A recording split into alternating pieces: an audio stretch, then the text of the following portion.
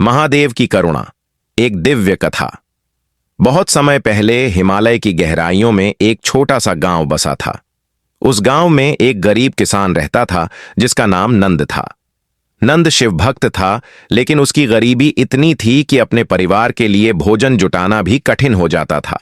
फिर भी उसके हृदय में महादेव के प्रति गहरा विश्वास था। नंद हर दिन सुबह जल्दी उठकर पास के जंगल से बेलपत्र लाता और गांव के शिव मंदिर में अर्पित करता। उसके पास न सोने के आभूषण थे, न महंगे फूल, पर उसकी सच्ची भक्ति ही उसकी सबसे बड़ी पूंजी थी। गांव के लोग उसका मजाक उड़ाते थे। तू इतना गरीब है, तेरी पूजा से क्या होगा? भगवान को तो धूप, दीप, नैवेद्य चाहिए। लेकिन नंद ये सब सुनकर मुस्कुरा देता और कहता, भोलेनाथ को केवल सच्चे मन की आवश्यकता है, उन्हें दिखावा नहीं चाहिए। एक बार गांव में भयंकर सूखा पड़ गया।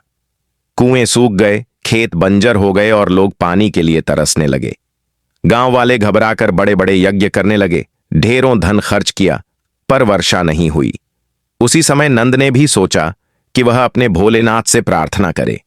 उसने शिवलिंग पर बेलपत्र चढ़ाते हुए आंसुओं से कहा, हे महादेव, मैं गरीब हूं। मेरे पास आपको चढ़ाने के लिए न दूध है न फल, पर मेरा हृदय आपको समर्पित है। यदि मेरी भक्ति सच्ची है तो कृपया इस धरती को जीवनदायिनी वर्षा प्रदान करें। नंद की आंखों से गिरे आंसू शिवलिंग पर पड़े।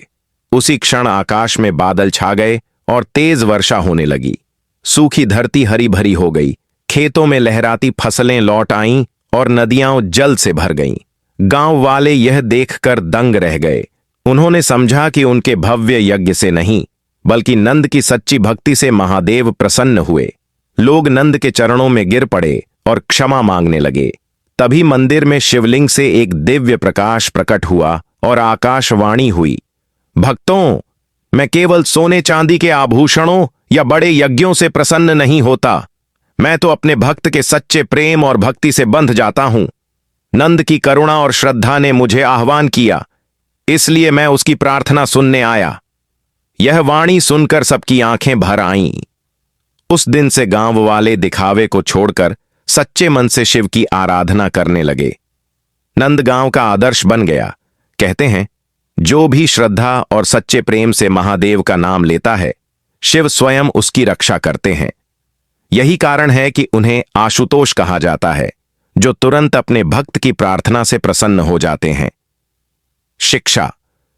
यह कथा हमें सिखाती है कि महादेव को किसी बड़े आयोजन, धन दौलत या दिखावे से प्रसन्न नहीं किया जा सकता।